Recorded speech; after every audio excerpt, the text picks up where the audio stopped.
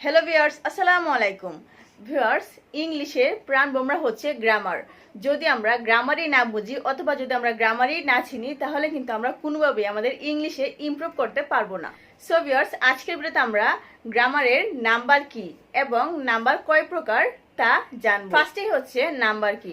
Viewers, যে word দ্বারা কোনো ব্যক্তি বা বস্তুর সংখ্যাকে নির্দেশ করে তাকে নাম্বার বলে। নাম্বার দুই প্রকার, সিঙ্গুলার এবং প্লুরাল। সিঙ্গুলার মানে হচ্ছে এক বচন এবং প্লুরাল মানে হচ্ছে বহু বচন।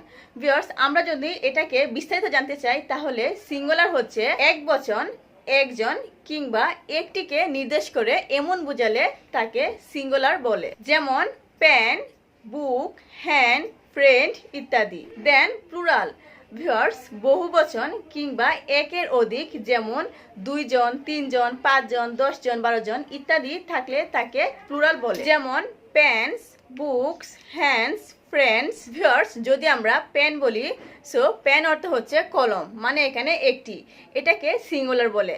এবং আমরা যদি PEN এর সাথে S যোগ করি তাহলে হয় পেন্স, মানে হচ্ছে কলমগুলো। সো ভিউয়ার্স, এখানে একের অধিক কলম রয়েছে যার কারণে পেন্স হচ্ছে প্লুরাল। সো ভিউয়ার্স, চলুন আমরা সিঙ্গুলার এবং প্লুরালের কিছু ওয়ার্ড দেখে নেই।